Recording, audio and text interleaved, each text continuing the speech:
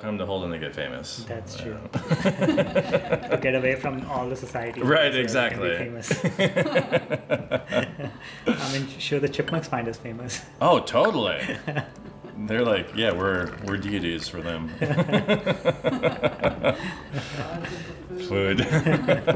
So that's a 99 aged Shupoer, and then this is a Danzhong Oolong, and so it has sort of like a gingery spiciness to go along with like a deep earthiness. Mm.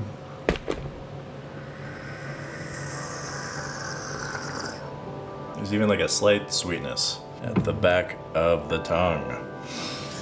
I'm so delighted that we get to do this. Yeah, thank you for serving tea. This is such a delight. Yes, it's a great, just a great practice to share with people, help people like slow down. So that's part of my purpose in the world is helping adults feel like kids and just helping people slow down in general. Sacred work life. Yes.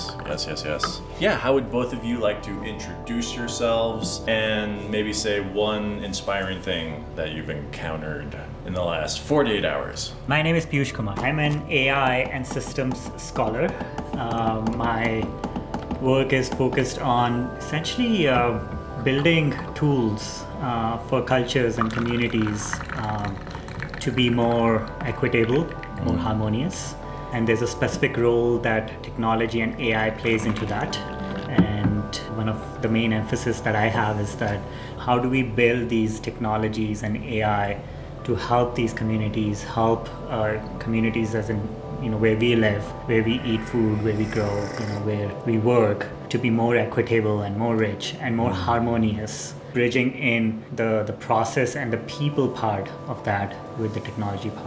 Yeah, one of the things I feel particularly inspired by, especially being here in the village in the last 2 days and interacting with people is, our happiness is essentially a collective state, and I can be happy if my neighbors are happy, my relationships are happy. That's something I've observed, in some of the classes and the courses that we have facilitated as to like how much meaning people find through this relational aspect where the other person is also experiencing something deep and something meaningful. Excellent. Yes, we're all generally happy around here.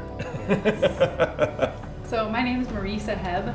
Something that was inspiring to me in the last 48 hours, this sense of joy and service that I see here, and that there's like this sense of fulfillment in that you can just see in the way that people are interacting and kind of caring for each other and caring for the place.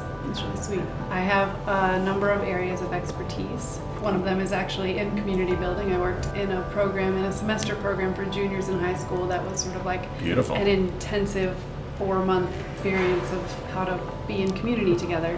That school was on a farm, and so I was working both as a classroom teacher, Mandarin language, and also as an assistant farm manager, and sometimes the farm manager. The students would do the work on the farm, and they would take care of the place, and they also had a very academic, rigorous experience at the same time. They learned how to cut down trees and take care of the classrooms and the animals and do the dishes and prep the food with the chefs, like moving in community rhythms together while also doing rigorous academic work. Yeah, it was wonderful, really like intellectual and fun. So there's a lot of ways in which being here feels resonant with that.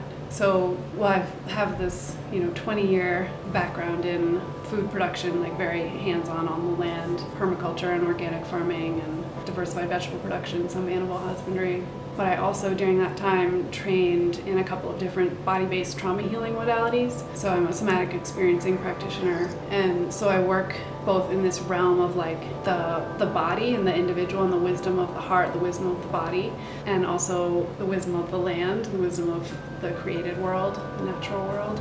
In these past 3 years or so, I've been working with an organization called We Are Open Circle that they consult with and offer tools for groups, whether it's a community group to a corporate group and everything in between, for adapting to change and accessing collective wisdom. So there's these facilitation practices and tools that we use to support groups to move through transitions and to build healthy cultures, basically. So both social technologies as well, in a different way. In different ways. Yeah. Absolutely.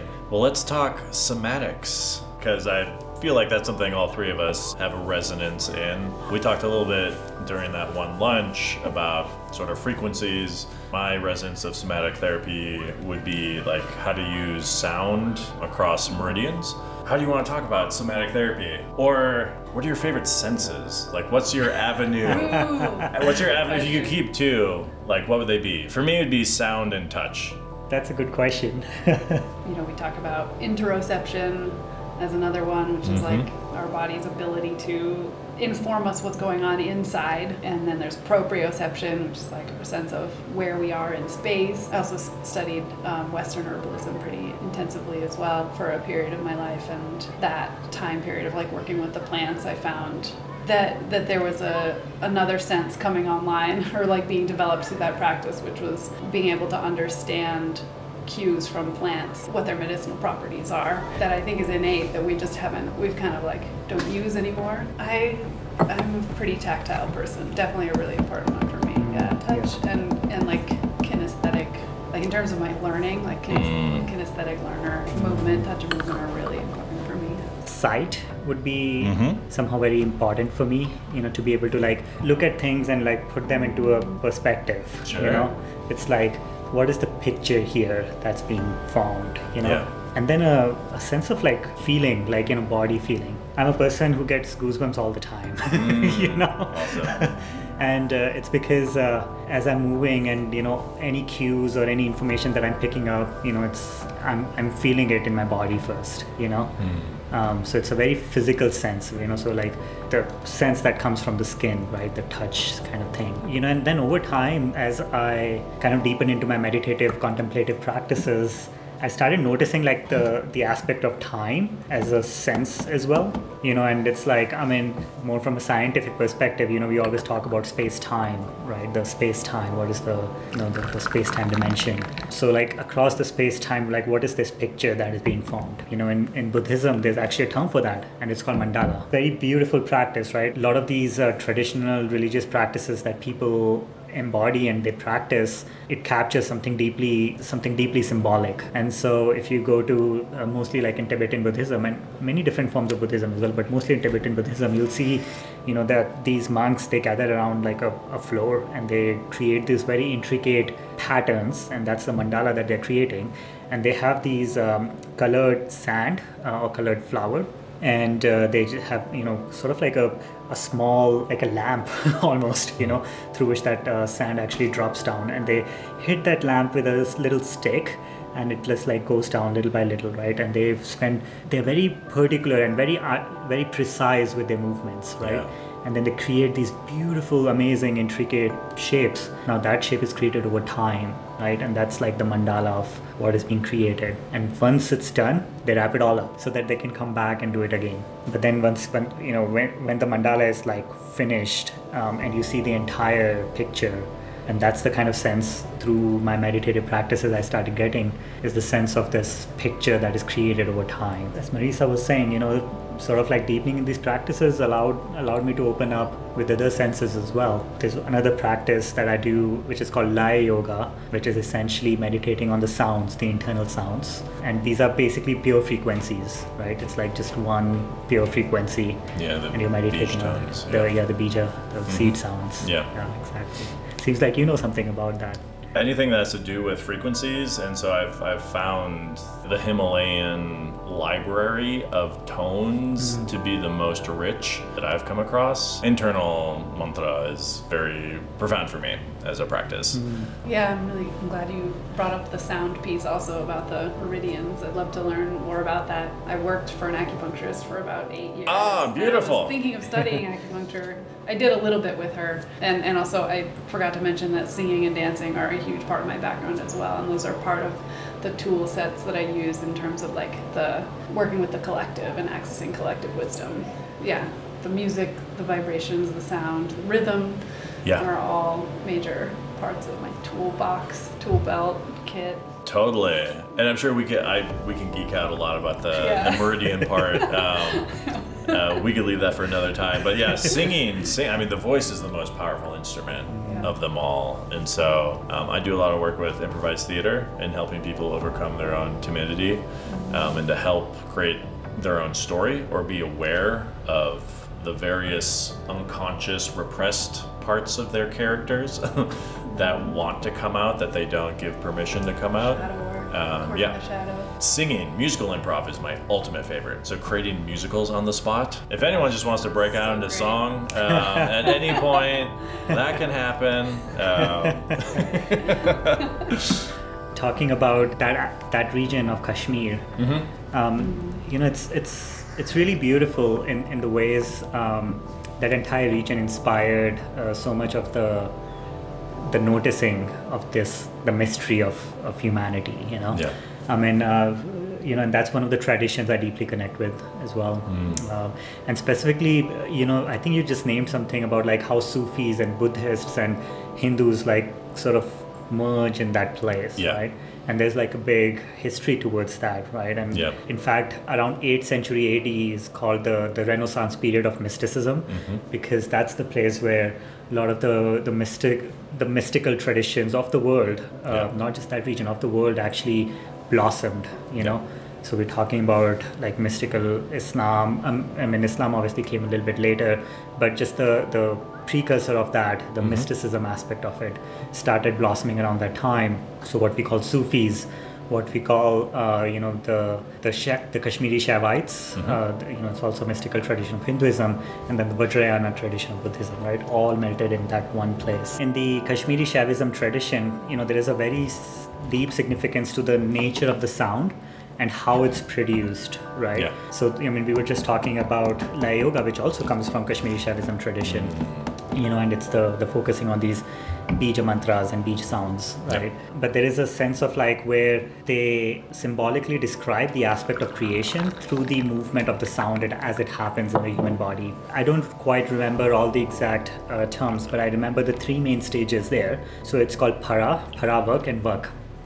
So para is actually means pre anything. Para means like the before anything, right? And so para is like where the sound actually starts, and it starts like way down in our bodies, you know, in the lower sort of like energetic centers of a body. Sure. And this is where there is no definition to the sound. It's just pure sound, so to speak. It hasn't quite become an expression that one can start identifying and putting qualities to it in the real world. Yeah, it hasn't been distilled through perception. Or any sense of duality. You know, it's like in other words, it's like the pure unified space where the sound starts. And then as it starts coming up and it goes into our middle centers, the middle energetic centers, it becomes para work. So work actually means word, loosely translated, and para means pre, so it's pre-word, right? So it's not the absolute sound now. It has actually some quality to it, but it's not quite a formed word yet. Right. And so it happens here, you know, it happens typically in a heart area. And these are like deeply meditative processes. You know, one can start experiencing where the sound actually starts happening. These days I've been taking vocal lessons. One of the things that my vocal teacher says is like, notice how the sound starts in your belly. So that's the para. And then as it starts forming like tones and shapes and qualities, it's like the para work, it's like in the heart. And as it comes up through the throat, where the sound becomes fully manifest, it becomes a word, something that people can understand and identify that this is this and not this, you know, and that becomes a word. So that's para work. The formation of the sound is to this creation process itself, you know, like where it starts, like every creation starts from a unified field where there's no definition, right? So it's just like Akash. Yeah, just the Akash, just pure awareness, pure consciousness moves into like some kind of a definition, you know, some kind of quality to it, and then it becomes reality, the manifested reality, like things that we can touch, feel, hear. The incarnate word, like as it densifies into being, words were meant to be impactful, like sounds. I even think of, you know, the summer theme, which we can talk about as well. Eden is calling, like the naming of all the plants and animals was like the frequency utterance of like what that thing was sonically. And so it's like the power of words or the power of sound through speech. So there's so many thoughts. Yay! Say your thoughts. Say all the thoughts. Say all the thoughts. One of them was what you were sharing about the pre. Yeah. Reminds me of one of the ways that we work in somatic experiencing in the trauma healing modality is knowing that action, like the body moves to act before the mind has given the cue. So our perception is that we make a decision and then we act, but actually what's happening, like if you measure the brain waves, what's happening is on a microscopic level, the movement actually begins before we've made the conscious decision to move. Totally. And so when you're working with memory, with body memories, the body remembers much more than our mind does in many cases. And when you make space for the body to tell a story that it remembers, that the mind doesn't remember, then you have someone moving from this deeply meditative state and they have no idea what their body is going to do next, but they've just allowed, this is part of what might happen in a somatic healing session. You've invited them into this space of allowing the body to express something that it needs to, say, for example, complete a defensive response that got interrupted and then stored in the body, can come out organically, and this person will be so surprised that their body is moving in this way of defending themselves or something that they had no idea they needed to do, but in this context it suddenly releases an incredible amount of vital energy. So they call it prodromal and pre-prodromal. Like, for example, especially when you're working with symptomatic syndromal situations like migraines and things like that, what's the thing that comes right before that? And then what's the thing that comes right before that? And there's actually usually many more layers of cues that come before the syndrome actually triggers that then become intervention points where you can actually retrain your system to manage a flow as opposed to going into that syndromal response. Oh, that's awesome. Yeah, the body has so much wisdom if we just allow ourselves to tap into it. And we're also in a hurry. Like, it takes time to like give the body room to speak. Totally. And it's also a vulnerable place to be too. It's to like actually be tuning into what the body's needs are and honoring them. It can feel like betrayal to like tune into what the body's needs are and then not honor them. So I think that's why a lot of us are just like, I don't even have a body. Like, that way I can just override everything, all the cues. Absolutely. What makes you laugh in general, but also with each other? You go first. We were just today morning. We were sitting, and having breakfast, and how comfortable the chipmunks are around here. And so there's a chipmunk. We're just sitting and eating breakfast, and a chipmunk comes right behind Marisa, and he just like pokes his head out. Marisa doesn't notice him. So this chipmunk was just right behind Marisa, and I just pointed that out to Marisa. Hey, there's a chipmunk right behind you. And as soon as I pointed it out, the chipmunk just like went down below and screamed. How dare you? Yeah, exactly. And Marisa just like burst out laughing. Yeah. Do you understand how the rules work? Yeah, exactly. So rude. There's like social cues here, like social guidelines. Chipmunks are also beings that need to be respected. I find hilarity in putting it into the mandala version of it, like just these chance happenings, how weird and funny they are. Like, they happen and they just seem to be like funny because like, who would have imagined this to be happening in this way? So like spontaneity. Just spontaneity. Okay, and cool. And just exactly, like things happening in synchronous to each other, and I'm like, that's really funny, like it happened this way. What do you find hilarious, and how do you find hilarity? I like juxtaposition, so like irony. I saw someone was talking about the theory of tricksters and how tricksters have the most compassion because they're all about irony. They don't follow rules. They don't go from like one end of the polarity to the other. They just like messing with things and having fun. And so in that way, like, they have a totality, like their story is much more total than someone that would be, you know, on the right or wrong end of the spectrum, which we all have that sort of internal spectrum. But I loved how she like articulated that. So she said like tricksters have more compassion because they have at least two stories within their internal view that they and they want to destroy both of them, like which is great. As a result, I like a lot of dark humor because also tragedy allows you to have comedy as well. So for me, like if you can find comedy in the drama, I'm really into that, which is why my favorite improv, most people associate improv with comedy. I love dramatic improv. And that way you can get into like really like dark material. Yeah, depth as well. Yeah, exactly. And find lightness in that depth with, exactly. with the comic. I love that so much, you know, because archetypally speaking also, in many traditions, one of the archetypal, you know, what we call like an enlightened being is the trickster itself. The other term that people generally give the trickster is called the wise fool, being foolish with wisdom. Like even talking about Kashmiri Shaivism,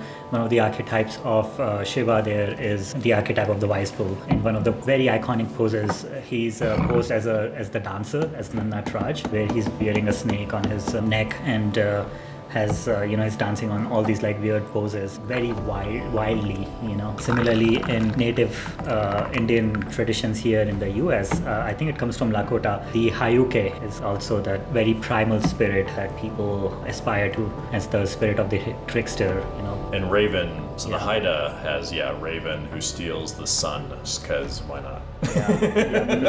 Exactly. You know, just like ruffle things up, something new can show up as well. Like rules are great, like societal rules, we have these rules. It's great if they come from a nice, sincere place. If we're here to like redefine ourselves at every moment, we have to break every rule of who we think we are in that moment. Because that's like the number one thing that traps us, is these identities. It's like I am this, I am that. How do we transcend that? There is a thing about morality, and then there's the thing about what in Buddhist tradition they call it the right action, the right, you know. So right does not come from morality here. It comes from authenticity with a wider and wider perspective. Yeah, that's great. I have a quartet back at home, and one of my friends in the quartet is from Pennsylvania. And in Pennsylvania Dutch, they have a word for the trickster, which is nixie. Nixie, I've never heard of that. Really good word, and she used to call me that for sure. Awesome. You're so nixie, and I would piss her off. It was like she was like aggravated, like it was like a loving aggravation, kind of like. I definitely resonate with that too. That's beautiful. Well, I love, we can all sense it in each other. Yeah, we're like, totally. Well, this feels very conclusive to me. I know we could probably talk for days. Oh my gosh. But this has been absolutely delightful. Any closing thoughts or sentiments that you would like to say, or anything at all? I guess listening to the wisdom of the body as we step into this more and more globalized and more stimulating world. The body is the thing that grounds us and finds us clarity. That's the theme that stood out to me. Wonderful. I just really appreciate your welcoming and playfulness and wonderful tea. Yeah, thank you for the tea.